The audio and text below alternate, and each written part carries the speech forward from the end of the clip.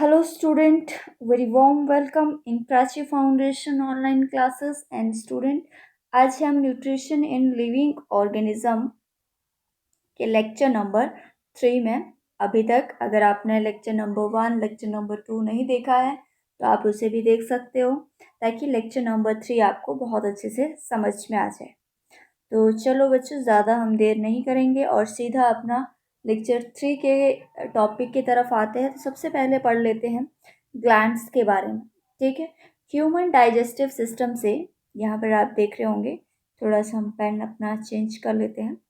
तो human digestive system से कुछ ग्लैंड्स मिली हुई होती है या कुछ ग्लैंड से मिलकर वो बना होता है ह्यूमन डाइजेस्टिव सिस्टम, जो कि कुछ लिक्विड को या कुछ जूसेस को स्क्रीट करता है, रिलीज करता है, प्रोड्यूस करता है। तो हम उन्हीं ग्लैंड्स के बारे में पढ़ेंगे, जिसमें हम सबसे पहले बात करेंगे सलाइवरी ग्लैंड के बारे में। हमारी अगर सलाइवरी ग्लैंड की बात करें तो उसकी जो लोकेशन है वो माउथ या फिर बकल कैविटी है, जैसा कि आपको इस पिक्चर के अंदर देखकर समझ में आ रहा होगा। ठीक है, अब इसके बारे में थोड़ा सा और डिटेल में पढ़ेंगे हम। तो सबसे पहले हम दूसरी ग्लैंड के बारे में जान लेते हैं, लीवर, जिसको कि एक लार्जेस्ट ग्लैंड भी कहा जाता है। यहाँ पर आप कंफ्यूज मत होना, कहाँ पर 2 में, कि सलाइवरी ग्लैंड जो है वो आखिर करती क्या है। ठीक है, इसका वर्क क्या है वो हम आगे पढ़ेंगे। सबसे पहले हम इसको पढ़ लेते हैं कि कितनी ग्लैंड के बारे में हम पढ़ने वाले हैं और वो क्या क्या करने वाली है।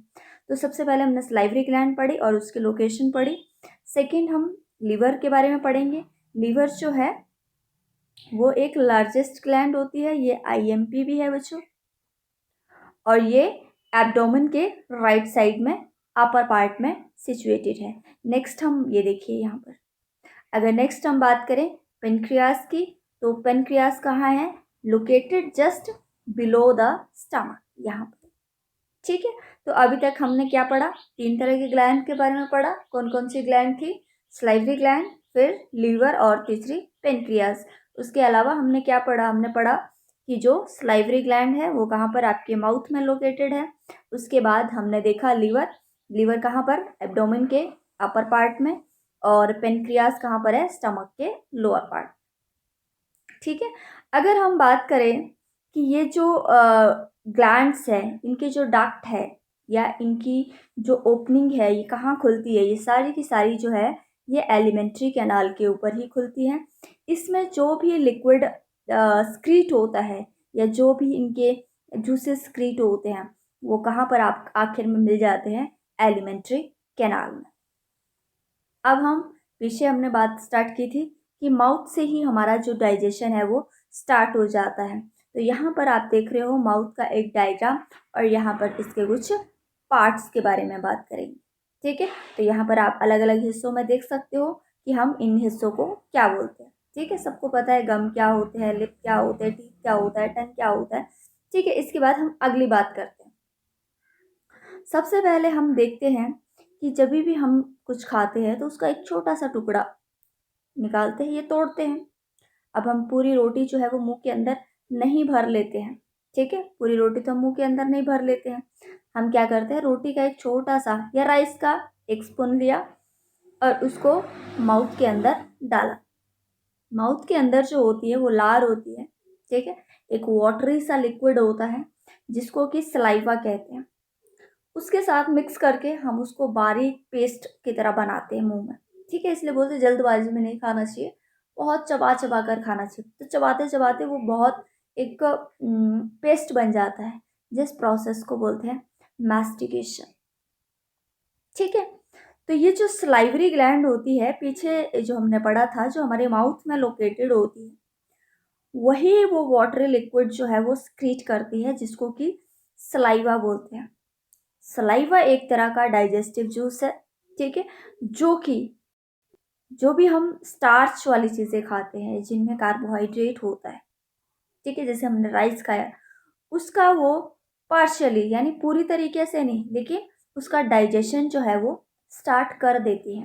पूरा पूरा डाइजेस्ट नहीं कर पाती है मुंह में, इतनी देर हम मुंह में खाना नहीं रखते हैं, लेकिन हाँ, उसका कम मात्रा में ही सही, लेकिन डाइजेशन जो है वो स्टार्ट हो जाता है। ठीक है, इसके बाद हम बात करेंगे टंग की।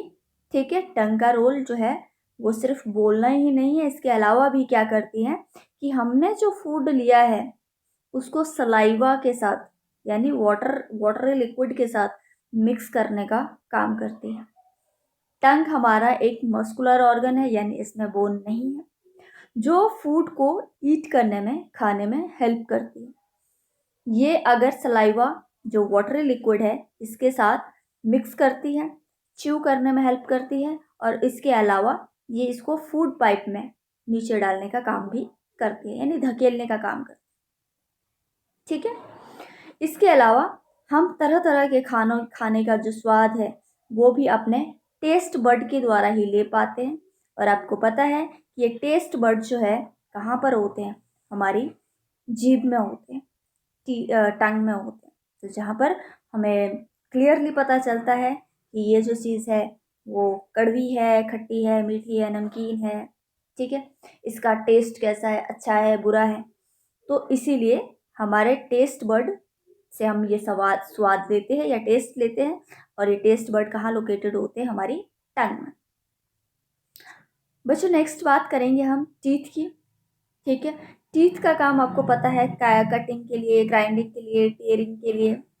फूड को जब हम स्वेलो यानी फूड पाइप में डालने से पहले सबसे पहले हम उसको कट करते हैं, फिर चबाते हैं, धीरे धीरे उसको पेस्ट बनाते हैं। ये सारा का सारा काम किसका होता है, टीथ का। तो टीथ के काम जो है अलग अलग तरह की इसकी जॉब रहती है। जैसे सबसे पहले अगर हम बात करें कि बचपन से लेकर अभी तक हमारे पास दो तरह के सेट ऑफ टीथ आते हैं। सबसे पहले मिल्क टीथ, तो जब बच्चा छोटा होता है, ठीक है, उसके पास कितने टीथ होते हैं, 20 टीथ होते हैं। 10 उसके अपर जॉ में और 10 उसके लोअर जॉ में। ठीक है, तो जब वो एज 6 to 8 में पहुंचता है तो धीरे धीरे वो टीथ गिरना स्टार्ट होते हैं और उसी जगह पर नए टीथ आना स्टार्ट होते हैं, जिनको नाम दिया गया है परमानेंट टीथ का। परमानेंट टीथ जो है वो 32 टीथ होते हैं, 16 अपर जॉ में और 16 लोअर जॉ में। फिर उन 16 को भी जो है आगे कैटेगरी में बांट दिया गया है, जिनमें से 4 जो है वो इंसिजर्स है, 2 जो है वो कैनाइन्स है, 4 जो है प्रीमोलार है, 6 जो है वो मोलार है। ठीक है, और ये ऐसा अपर जॉ में भी है और सेम चीज़ जो है वो लोअर जॉ में भी है, जैसा कि आप इस फिगर में देख पा रहे हैं। ठीक है, अब यहाँ पर आप बताने की तो खैर ज़्यादा ज़रूरत नहीं है, यहाँ पर आप क्लियरली देख पा रहे होंगे कि जो फ्रंट हमारे टीथ है उनको इंसिजर बोलते हैं, जिनका जो वर्क है वो बाइटिंग एंड कटिंग है। ठीक है, उसके बाद जो इंसिजर के बाद है वो बारी आती है कैनाइन्स की। ठीक है, ये एक पॉइंटेड होता है जिसका नाम पर्सिंग और टीयरिंग का काम होता है। ठीक है, इसके अलावा teeth at the back of your mouth are broad with almost flat surface. तो जितना टीथ पीछे होगा, पीछे वाले जो टीथ होंगे, एक मिनट, ये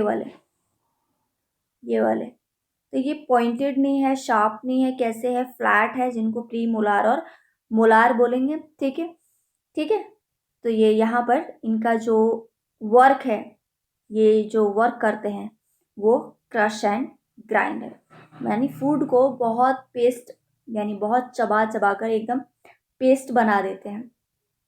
ठीक है, और सबसे इम्पॉर्टेंट चीज़, जो मोलार होते हैं वो साइज में प्री मोलार से बड़े होते हैं, ये IMP है। और यहाँ पर हम देखते हैं कि हमारे टीथ का जो कलर है वो कैसा है, वो वाइट है। ठीक है, वाइट सब्सटेंस है, तो ये वाइट सब्सटेंस क्या है, इसको बोलते हैं इनामल। ठीक है, तो टीथ के ऊपर ये जो वाइट सब्सटेंस है that is called enamel. Next हम बात करते हैं फूड पाइप, ओइसोफेगस। ये काम क्या करता है इसका जो वर्क है फूड को स्वेलो करने का काम करता है, यानी ये एक ऐसा पैसेज है जो कि फूड को कहाँ पहुँचाता है, फूड को ये स्टमक तक पहुँचाता है, जैसा कि आपको फिगर में दिखाई दे रहा है। फूड पाइप स्टार्ट कहाँ से होता है, फूड पाइप जो है वो स्टमक से स्टार्ट होता है, यहाँ पर आप देख रहे हो, ये स्टमक से नहीं, सॉरी, नेक से। और यहाँ से चेस्ट से होता हुआ ये स्टमक के साथ कनेक्ट होता है। ठीक है, यहाँ पर हम देखते हैं कि फूड पाइप एक मस्कुलर, यानी ये भी एक मसल से ही बना हुआ होता है, और ये क्या करता है, फूड को पुश करने का काम करता है, यानी इसमें भी मूवमेंट होती है। जैसा आप देख रहे हो, ये जो मूवमेंट है फूड की, यहाँ से जब आप मुंह से निगलते हो, स्वेलो करते हो, तो यहाँ तक की जो मूवमेंट होती है, क्या मूवमेंट होती है कि जब यहाँ पर फूड है तो थोड़ा सा फूड पाइप जो है वो खुल जाएगा, एक्सपेंड हो जाएगा, और जब वो फूड नीचे आ जाएगा फिर वो वापस अपनी ओरिजिनल पोजीशन में, हमेशा वो फूला हुआ नहीं रहेगा, फिर वो कॉन्ट्रैक्ट हो जाएगा। तो कभी एक्सपेंशन होगा, कभी कॉन्ट्रैक्शन होगा, जैसा कि आप देख रहे हो। ठीक है, जब फूलेगा यानी फूड हम नीचे डालेंगे तो थोड़ा सा फैल जाएगा। ठीक है, और जब फूड नीचे चला जाएगा तो वो अपने ओरिजिनल पोजीशन में आ जाएगा, जिसको कॉन्ट्रैक्शन बोलते हैं। तो इस तरीके की जो मूवमेंट होती है उनको बोलते हैं पेरिस्टलेसिस मूवमेंट। ठीक है, तो पेरिस्टलेसिस मूवमेंट क्या है, फूड पाइप से स्टमक तक आने की जो मूवमेंट होती है उनको बोलते हैं पेरिस्टलेसिस मूवमेंट। ठीक है, नेक्स्ट बच्चों हम बात करेंगे, किसकी बात करेंगे, स्टमक के बारे में। हालांकि आपके लिए ये भी कॉन्सेप्ट बहुत ज़्यादा नया नहीं है, यहाँ पर आप इसको देख के घबराना मत कि इतना लंबा चौड़ा क्या है। यहाँ पर नोट्स लिखे गए हैं ताकि आपको एग्जाम में हेल्प करें। तो स्टमक क्या है, एक थिक वॉल्ड बैग है, यानी मोटा सा मसल से बना हुआ एक बैग है। कहाँ पर है, present on the left side of the और एब्डोमेन। ठीक है, एब्डोमेन के ये लेफ्ट साइड में इसकी लोकेशन है। एलिमेंट्री कैनाल का ये सबसे वाइडेस्ट यानी सबसे चौड़ा हिस्सा है। ये देखिए, फूड पाइप ओइसोफेगस जो भी खाना लेके आता है, यानी जो भी फूड लेके आता है माउथ से, वो कहाँ पर उसको डिलीवर करता है, स्टमक में छोड़ देता है। स्टमक की जो वॉल्स होती है उसमें कुछ टैबुलर ग्लैंड होती है, कुछ नहीं, 3 टैबुलर ग्लैंड होती है। ये देखिए, जो कि गैस्ट्रिक जूस को रिलीज करती है या स्क्रीट करती है। उन गैस्ट्रिक जूस के नाम है hydrochloric acid, enzymes and enzyme pepsin और म्यूकस। अब जानते हैं कि ये गैस्ट्रिक जूस जो है वो एक्चुअल में वर्क क्या करते हैं। तो सबसे पहले हम बात करते हैं हाइड्रोक्लोरिक एसिड। जब भी हमारा खाना पेट के अंदर पहुंचता है, स्टमक के अंदर पहुंचता है, तो ये हाइड्रोक्लोरिक क्या है, एक एसिडिक मीडियम बनाता है ताकि फूड को इजीली डाइजेस्ट किया जाए। दूसरा, ये जो पेप्सिन है, हमारे फूड में जो प्रोटीन हमने खाई है, हमने दाल ली है उसमें प्रोटीन, हमने दूध पिया है उसमें प्रोटीन, यानी डिफरेंट टाइप के फूड्स में अलग अलग तरह के न्यूट्रिएंट्स होते हैं। तो जो भी हमने प्रोटीन खाई है उस प्रोटीन को वो डाइजेस्ट करने का काम करते हैं।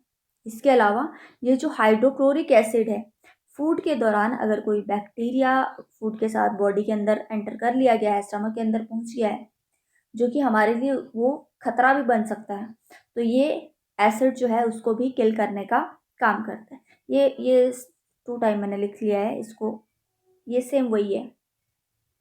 ठीक है, तो नेक्स्ट हम देखते हैं ये म्यूकस का वर्क। अभी तक हमने देखा हाइड्रोक्लोरिक क्या करता है, उसके बाद हमने देखा एंजाइम पेप्सिन क्या करता है, उसके बाद हम देखेंगे कि म्यूकस क्या करता है। बच्चों, अगर पेट के अंदर ज़रूरत से ज़्यादा हाइड्रोक्लोरिक एसिड बनना स्टार्ट हो जाए तो वो हमारी बॉडी को हार्म पहुंचाता है, क्योंकि कोई भी एसिड जो है वो सही नहीं होता है। ठीक है, एसिड के बारे में आपने अलग अलग चीज़ें सुनी होगी कि अगर हमारी उंगली में भी अगर टच हो जाए तो हमारी उंगली जल जाती है, तो ये तो हमारे पेट में स्क्रीट होता है।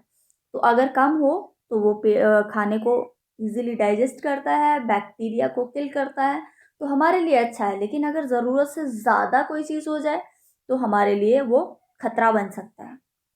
तो वही कि अगर हाइड्रोक्लोरिक एसिड ज़रूरत से ज़्यादा बने तो म्यूकस क्या करता है, उसके बैड इफ़ेक्ट को कम करता है।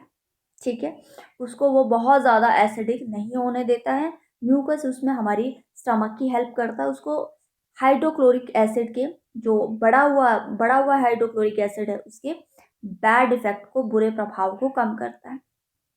ठीक है, उसके बाद जो हमने खाना खाया है टू टू थ्री आवर वो हमारी बॉडी स्टमक के अंदर रहेगा। वो डिपेंड करता है आप किस तरीके का खाना खाते हो। आप बहुत ज़्यादा ऑयली खाते हो तो टाइम ज़्यादा भी लग सकता है। आप नॉन वेजिटेरियन हो तो टाइम ज़्यादा लग सकता है। लेकिन अगर आप सिंपल खाना खाते हो, चावल दाल रोटी, या फिर आपने बॉयल की हुई सब्जियां खाई है, या फिर आपने फ्रूट्स खाए हैं, तो 2 आवर जो है वो सब कुछ खाना जो है वो इजीली डाइजेस्ट हो जाएगा। और उसके बाद जो आपका खाना है वो कहाँ पहुँचेगा? Small intestine. तो फूड का जो लास्ट डेस्टिनेशन होता है वो होता है स्मॉल इंटेस्टाइन। अब स्मॉल इंटेस्टाइन क्या काम करती है, स्मॉल इंटेस्टाइन में पहुंचने के बाद उस फूड का क्या हुआ, ये हम पढ़ेंगे अपने अगले लेक्चर में। तो तब तक आप रिवाइज करिए, और इसके नोट्स जो है आपको पीडीएफ में मिल जाएंगे। और पीडीएफ आपको कहाँ मिलेगा? पीडीएफ आपको मिलेगा डिस्क्रिप्शन बॉक्स में। ठीक है, तो चलो मिलते हैं फिर कल। Thank you.